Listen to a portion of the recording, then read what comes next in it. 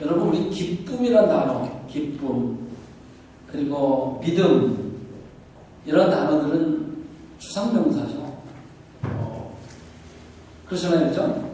추상적이라는 말은 눈으로 볼 수 없는 어떤 구체적인 실체가 없다는 거예요. 눈으로 볼 수 있는 어떤 뭐가 없다는 거죠. 믿음도 그렇고요. 기쁨이라는 단어들도 그렇습니다. 추상명사예요. 기쁨이라고 하는 것은 무슨 형체를 보셨어요? 모양이 있던가요?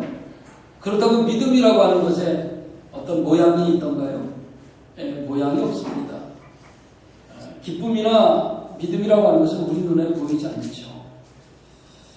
그렇지만 제가 지금 드리고 있는 이 기쁨이나 혹은 믿음이라고 하는 이 단어들은요, 언어적으로 제가 말하는 것이지 실제로는 그렇지 않습니다. 기쁨이라는 그 단어 자체는 눈에 보이지 않는 추상명사는 맞습니다. 그러나 실제로 기쁨이라고 하는 것은 우리 눈으로 볼 수가 있어요. 누군가에게 기쁨이 있으면 그 얼굴에 그 기쁨이 드러납니다. 아, 저 사람 지금 기뻐하고 있구나. 우리는 알 수가 있는 거죠. 그것을 우리 눈으로 볼 수가 있는 겁니다. 사람의 마음속에 기쁨이 있으면 그 기쁨이라고 하는 것은 그 어떤 형태로든지 드러나게 되어 있습니다. 믿음도 똑같죠. 믿음이라고 하는 단어는 추상명사이기는 합니다만은 그러나 믿음은 반드시 우리의 눈으로 볼 수 있습니다. 인도의 간디라는 사람이 이렇게 이야기를 했다고 그래요. 당신들이 믿는 예수는 참 나도 좋아한다. 그런데 나는 기독교인들을 싫어해. 왜 그러냐면 당신들 기독교인들은 당신들이 믿는 예수와는 너무 다른 삶을 살기 때문에 난 싫어. 무슨 소리예요? 한마디로 말하면 예수라고 하는 것은 좋지만 그러나 그를 따르는 그의 제자들은 싫다. 그럼 왜 이 사람이 이런 말을 남겼을까? 다른 뜻이 아니죠. 자기가 만난 그리스도인들을 보니까 예수를 믿는 믿음이 눈에 보이지 않더라는 거예요. 드러나지 않더라는 거죠. 그래서 싫어한다. 그렇게 표현하는 거죠. 오늘 우리가 읽은 본문이 우리들에게 주는 메시지 중 하나가 바로 이 이야기입니다. 하나님을 만난 인간의 참된 믿음은요, 어떤 형태로든지 밖으로 드러나게 되어 있어요. 추상명사가 아니라는 겁니다. BCD 안디옥에서 그리고 이고니온에서 사도 바울 일행이 하나님의 말씀을 전했습니다. 그 결과는 놀라웠어요. 많은 유대인들과 그리고 헬라인들이 예수님 안에서 구원받는 역사가 일어났다는 겁니다. 만약 사도 바울이 BCD 안디옥에서 쫓겨나지 않았다면 계속해서 거기에 머물러 있었겠죠. 그렇잖아요. 이고니온으로 갈 일은 없어요. 쫓겨나지 않았으니까 거기서 계속 복음을 전거할 수 있었을 것입니다. 그리고 또 이고니온에서 쫓겨나지 않았다면 루스드라고 하는 곳으로 갈 이유가 없었을 거예요. 그러니까 이 모든 것이 비록 사도 바울과 바나바에게 그 큰 어려움으로는 닥쳐왔을 수 있겠지만 그곳에 있는 백성들을 구원하시고자 하는 하나님의 놀라운 섭리가 그 안에 숨겨져 있었던 사실이죠. 그렇잖아요. 아니, 하나님을 선고하고 복음을 증거하는 사도 바울, 바나바가 왜 저렇게 쫓겨다녀야 하는가? 하나님이 살아계시기는 한 건가? 이렇게 인간적인 생각을 할 수 있었지만 그 안에는 하나님의 놀라운 섭리가 들어있었다는 겁니다. 이것이 우리들이 생각하는 것과 하나님이 생각하시는 것이 차이점이에요. 이고니온에서 복음을 전하다 쫓겨난 사도 바울, 이제 루스드라로 내려갑니다. 오늘 저기 지도에 보시는 것처럼요. 2000년 전 당시에는 길도 매우 험했을 것이고요. 뭐 그렇다고 교통수단이 있는 것도 아닙니다. 저기 했으면 나귀 정도 타고 갔을까요? 그렇지 않으면 아마 걸어서, 루스드라로 내려갔을 겁니다. 그런데 루스드라에 갔을 때 거기서 놀라운 일이 일어났다는 겁니다. 오늘 본문 봅니다. 8절 9절 봅니다. 루스드라에 발을 쓰지 못하는 한 사람이 앉아 있는데 나면서 걷지 못하게 되어 걸어본 적이 없는 자라. 바울이 말하는 것을 듣고는 바울이 주목하여 구원받을 만한 믿음이 그에게 있는 것을 보고 사도 바울 이방이 루스드라에 도착을 했습니다. 그런데 처음 만난 사람이 누구냐면 발을 쓰지 못하는 사람, 즉 안증뱅이였다는 거죠. 한 번도 평생 걸어보지 못한 사람을 그 사도 바울 일행이 만났다는 겁니다. 이 말의 뜻은 무엇입니까? 이 사람은 선천적으로 다리를 쓰지 못하는 사람이었고, 그리고 한 번도 걸어본 적이 없는 사람이기 때문에 의학적으로 봤을 때 치료가 불가능한 사람이다, 그런 이야기가 되잖아요.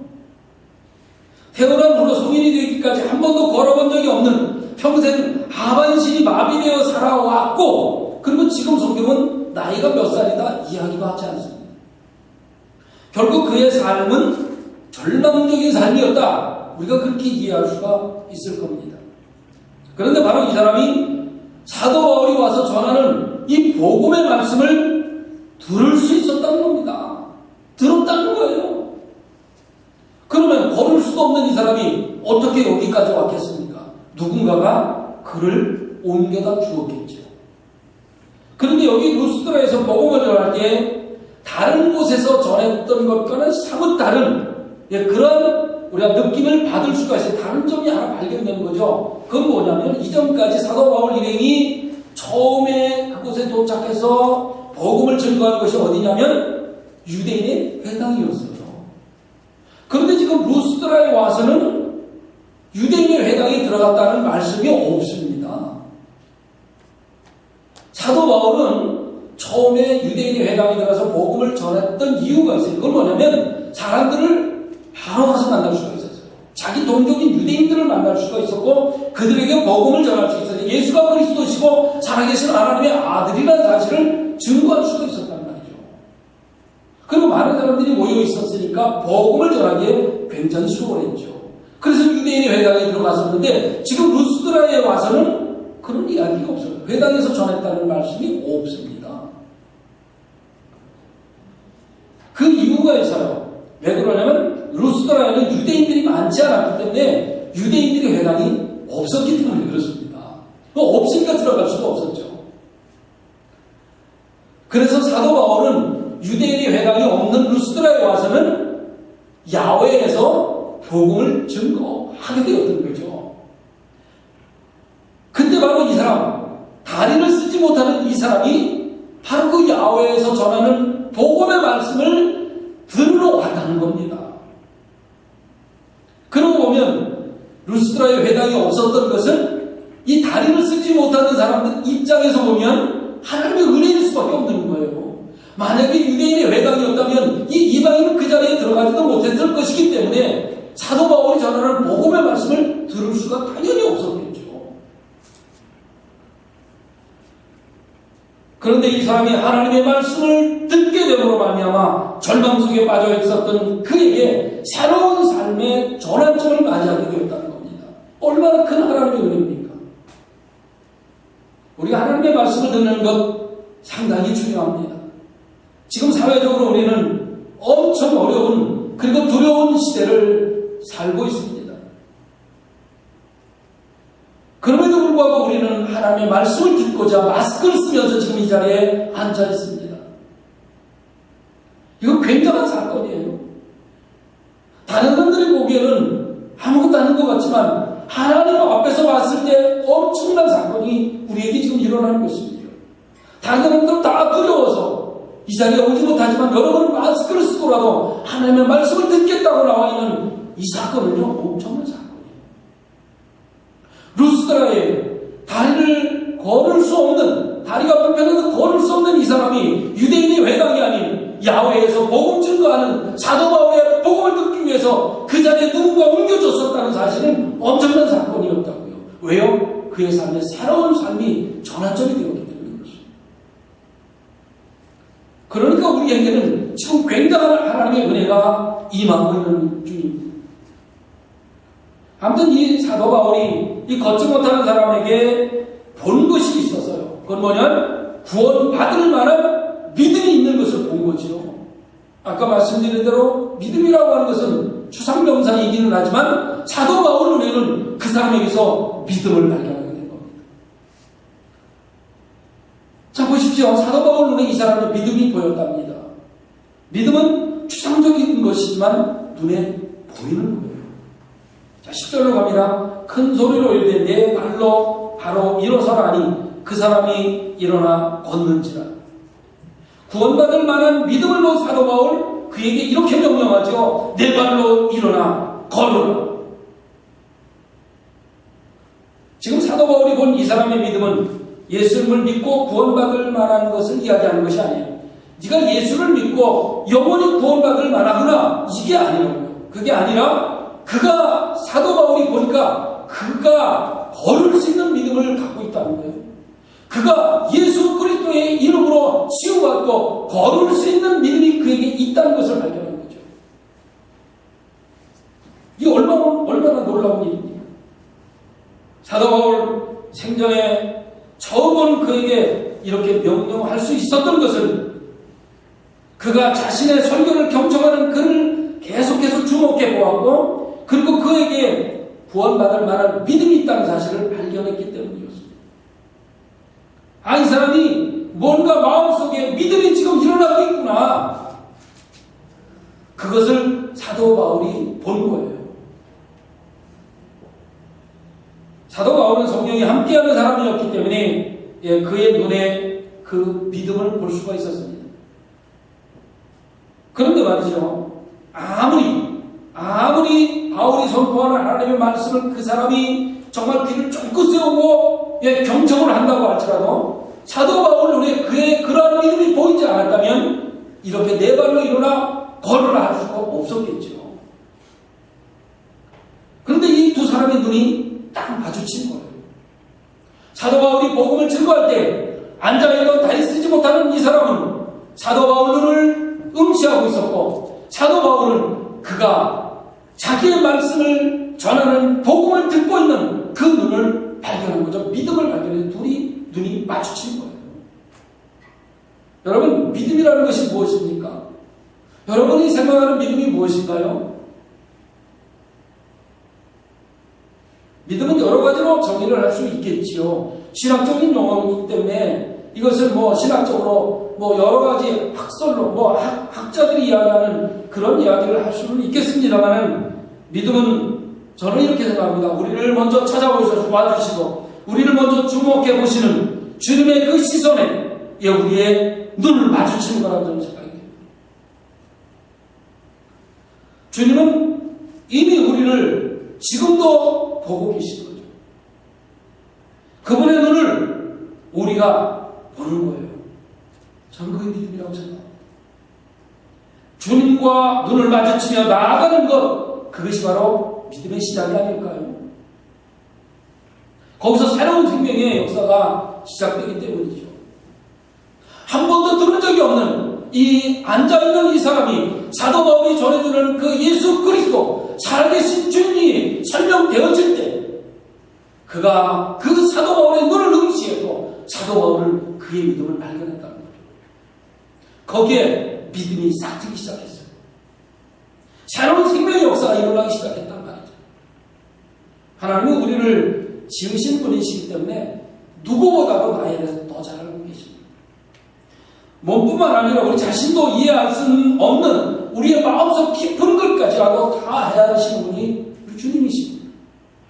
이 세상 그 누구도 알지 못하는 나의 아픔 하나님 다 알고 계세요. 내 가족도 배우자도 알지 못하는 고민 우리 주님 다 알고 계시다. 주님께서는 우리가 겪고 있는 지금 이 두려움까지도 다 이미 파악하고 계신 분이세요. 주님께서는 우리의 극심한 고통도 다 알고 계시고요. 그뿐만 아니라 아무도 모르는 우리의 고독까지라도 다 알고 계시다. 내가 앞으로 가야 할 길을 이미 알고 계세요. 그렇기 때문에 우리를 인도해 주실 수 있는 그분이라고 우리가 믿고 따르는 거죠. 그분이 바로 사랑의 주님이십니다. 그렇기 때문에 우리는 두려워할 이유가 없어요. 바로 그 주님을 오늘 본문의 이 사람이 만나게 됩니다. 한번 봅니다. 11절 12절입니다. 무리가 바울이 한 이 일을 보고 루가오니와 방언으로 소리질러 이르되 신들이 사람의 형상으로 우리 가운데 내려오셨다 하여 하나고는 제우스라 하고 바울은 그 중에 말하는 자이므로 헤르메스라 하더라.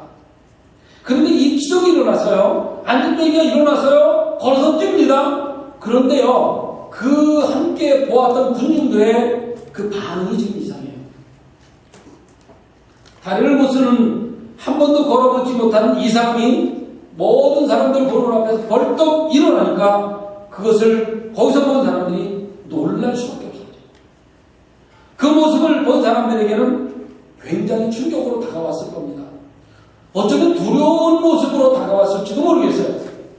그래서 그들은 평소 사용하던 로마 제국의 공통어라든지 아니면 상용어인 헬라어로 그들이 떠들어대지 않고요. 자신들의 지역 방언, 한마디로 말해서 사투리로, 신들이 사람의 형상으로 내려왔다고 난리법석을 친 겁니다. 자기들은 한 번도 본 경험이 없어요. 이런 일이 일어날 수 없어요. 의학적으로 이미 판정이 나는 이 사람, 걸을 수 없다고 판정이 나는 이 사람, 그리스도의 복음을 듣고, 그리고 사도 바울이 이야기한 대로 일어나 걸으라 했을 때 그가 일어나 뛰는 모습을 보고는 충격으로 다가갔다. 그래서 신들이 사람의 형상으로 내려왔다고 난리법석을 치게 됩니다. 당시 그리스 신화를 믿던 이 사람들이요, 헬라 문화를 받아들였던 이 사람들, 신들이 인간과 같은 모습으로 지니고 인간과 동일한 형태의 삶을 산다고 믿고 있었어요. 그렇기 때문에 그들은 바나바를 제우스다 그렇게 생각했고, 바울은 헤르메스다 이렇게 생각하고 지금 난리를 친 겁니다. 헤르메스는요, 그리스 신화에 나오는 12신들 가운데 가장 큰 중에 가장 위에 있는 신이에요. 그래서 제우스는 전령이고 대변자 역할을 한다고 당시 사람들께서 믿고 있었습니다. 또 헤르메스는요, 제우스의 아들이었습니다. 바울이 설교하고 또 발을 못 쓰는 사람에게 바로 일어나라 이렇게 명령했을 때에 루스드라 사람들은 일어나라고 하는 그 사람, 그 말을 한 그가 헤르메스가 분명하다 그렇게 믿었던 거죠. 13절 갑니다. 시외 제우스 신당의 제사장이 소화환들을 가지고 대문 앞에 와서 무리와 함께 제사하고자 하니, 요새 시외라는 말은 이런 뜻이에요. 루스드라잖아요. 지금 여기가 루스드라 성문 밖 그런 뜻입니다. 지금은 그렇지 않습니다만 옛날에 이렇게 성을 둘러쳤어요. 그래서 문을 크게 만들어 놓고 사람들이 거기를 통행하게 만들어 놓고 문지기가 있어서 혹시 뭐 수상한 사람들을 잡아들이거나 그럴 때 거기서 문을 지키고 있던 사람들이 잡아들이고 그랬잖아요. 근데 시외라는 말은 그 바깥이라는 뜻입니다. 이 성 안이 아니고 성 바깥에, 루스드라 성 바깥에 그런 뜻이에요. 시외라는 말은 그런 말입니다.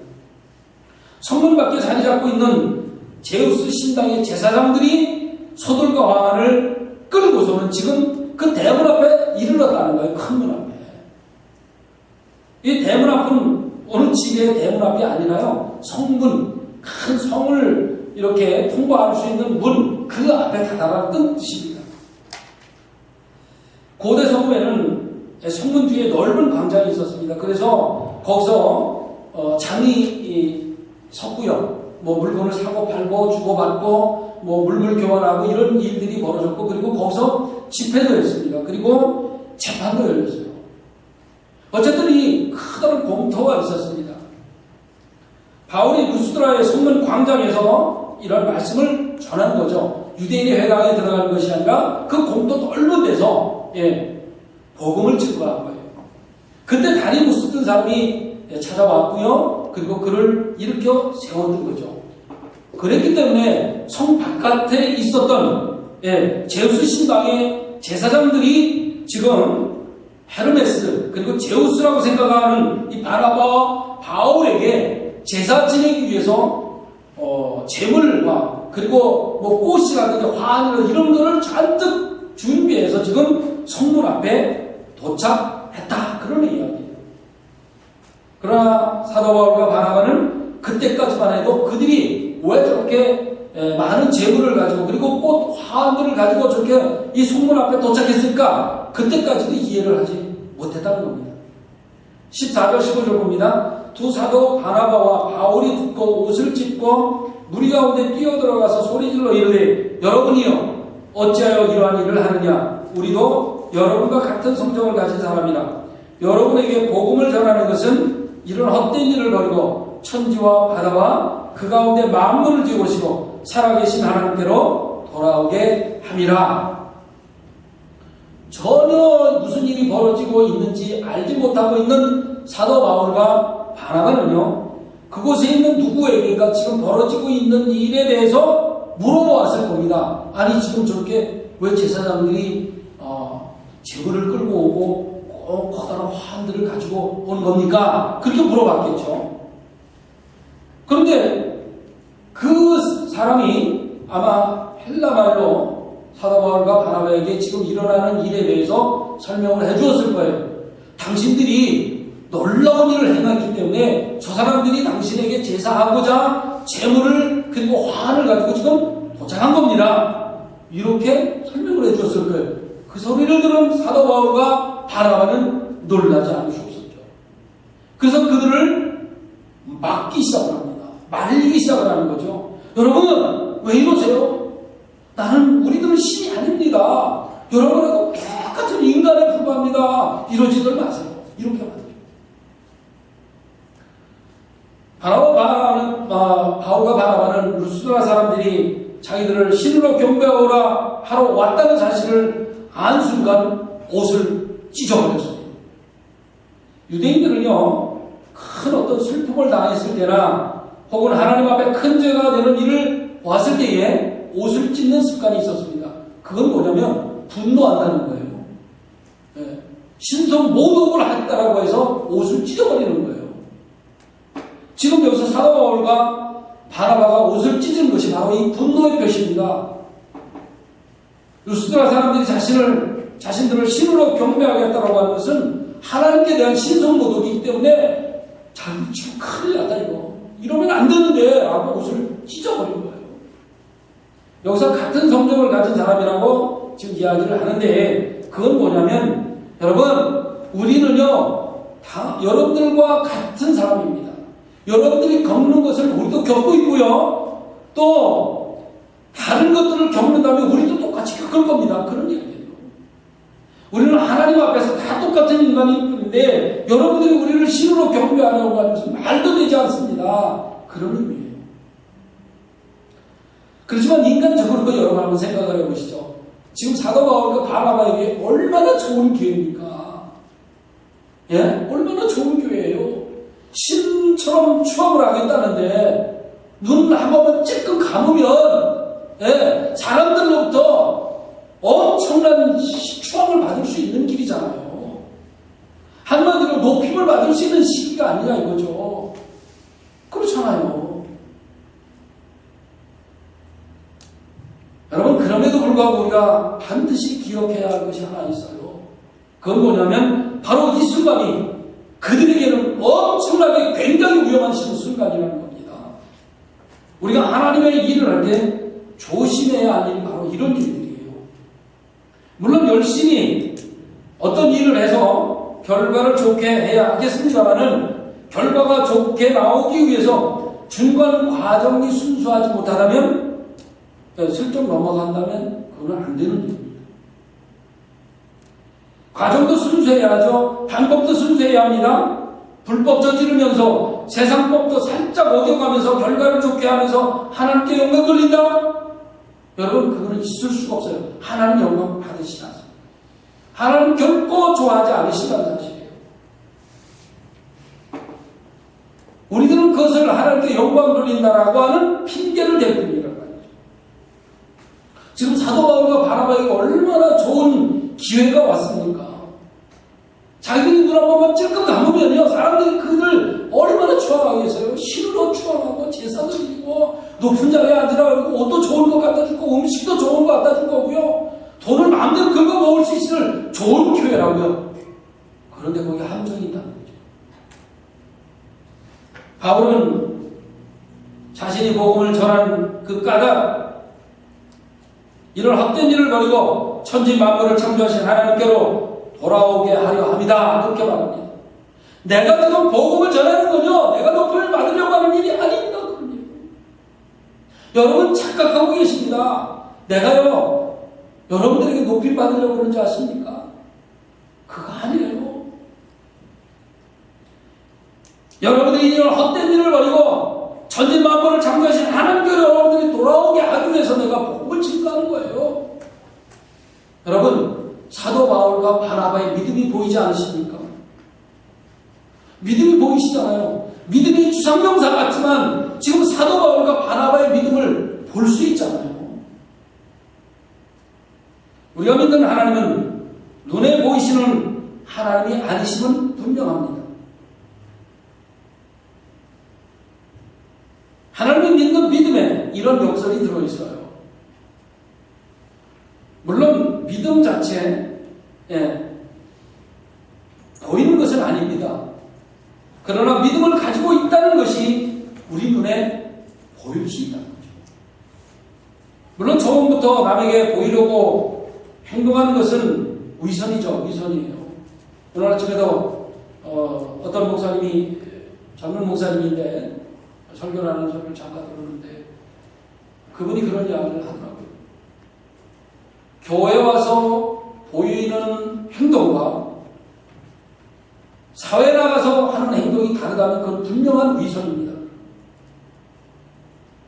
교회 와서 거룩한 척하고 밖에 나가서는 그렇지 않다면 그건 분명히 위선입니다.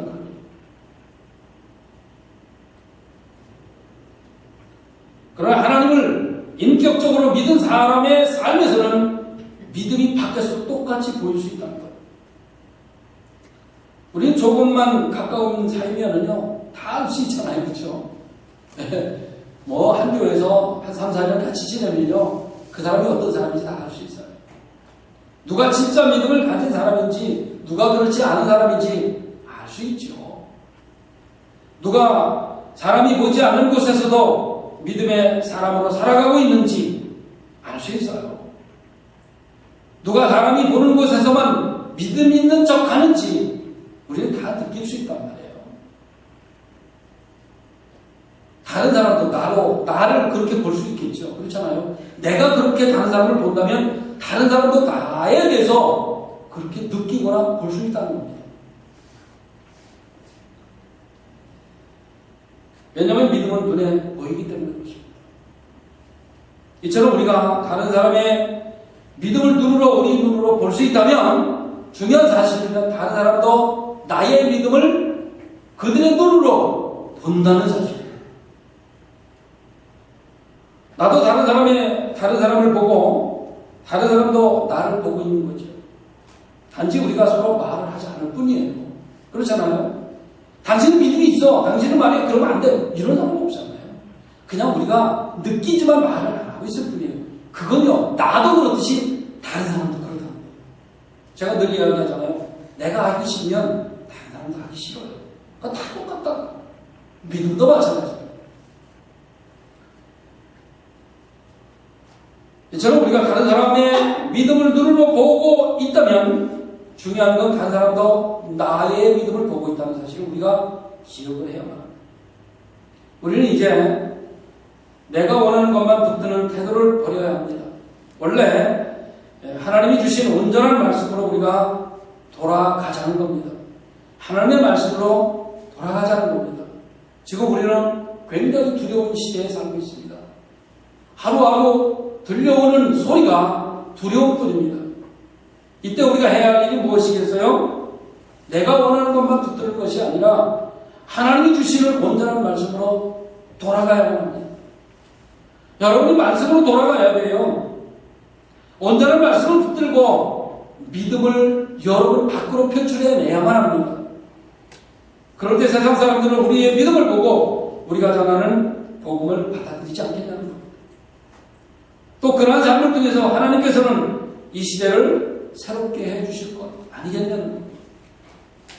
여러분, 한 주간 우리도 볼 수 없을 겁니다. 이제 반복해야겠죠. 밖으로 나가는 일도 삼가할 것입니다. 그러나 그럼에도 불구하고 우리 믿는 사람들은 다른 사람들에게 믿음을 보여주어야 합니다. 세상 사람들처럼 행동해서는 안 된다는 거예요. 세상 사람들처럼 생각하는 것처럼 따라서 해서는 안 된다는 겁니다. 우리 믿는 사람들은 무엇인가 달라야 합니다. 세상 사람들과 똑같이 행동하고 세상 사람들과 똑같이